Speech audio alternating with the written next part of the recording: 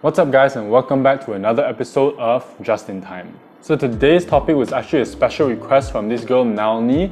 Her Instagram handle is actually BurntCaramel, and I much prefer saying that. So I'm just gonna call her BurntCaramel. And she requested a topic of how did I push myself out of my comfort zone. So I just want to thank BurntCaramel so much for the topic. I really like it. In fact, I could think of 2 or 3 highly specific examples. So what I'm going to do, I was going to split that into 3 separate videos. Thank you so much for the topic. Now, something really big that I was always very conscious of was acting. Acting and castings. So like castings for like modeling, not really photo shoots, more video shoots where you need to like smile and have expressions and act and stuff. I'm very conscious about acting. I have acted a few times before. Most of them were favours that I did my friend. The first one was a short and sweet in Penang Pack. I think in KL you guys have KL Pack, D Pack, we have Penang Pack. And the second one was for my good friend Jason for something called Project Spec Actor. The last one was for help. We had to do like this video for, I think, one of the subjects. I think it was psychology of film if I'm not mistaken. And I played a male rape victim. Now the reason I don't like acting is because I'm really scared of people judging me, and I'm very self-conscious, very conscious about myself. And so when I'm putting myself in that character, it takes a lot of, it drains me emotionally, let's just say a lot of emotional stress for me to put myself in that character. Now I like to think that I'm an okay actor, but like I said, it takes a lot out of me to get into character. Because on the one hand, I really want to play the character well, but on the other hand, like I said, I'm very conscious of people looking at me, and I'm very aware, you know, when they're just like side glancing at that, right?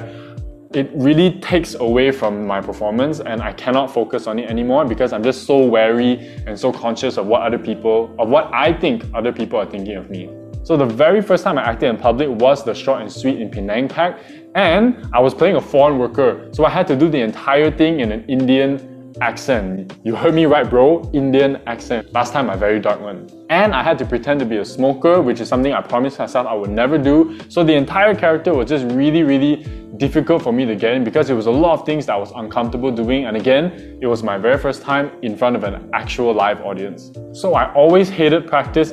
In fact, I think most of the practices were just like blocked out by my it really. I cannot remember any of it really. And the second time years later was when I was already in KL. My friend Jason called me in for a favour to help him be one of the actors for Project Spec Actor. And it was actually, I really loved the cause. It was against bullying. And there I managed to meet the very talented Andy Daryl Gomez. Shout out to you, my brother. And I really appreciated him because he was so professional with everything. He really helped me to get comfortable in acting, comfortable in my own skin as I was acting. He gave me a lot of voice exercises to just help me project my voice. And one thing that he really taught me was improvising the character, really getting into the character, really becoming that character, which is something I wasn't really taught before, and that really helped me with my nerves. On top of that, all of the little tips that he was giving me really helped me to just transfer it into how I present and how I speak as well. Now, all the times that I did acting, castings as well, they were very difficult for me. I had a lot of emotional stress at the time, and I was super stressed out. But in the end, I did manage to get through it, and I would like to think that I did come out stronger in the sense that my presenting skills and my confidence way better now.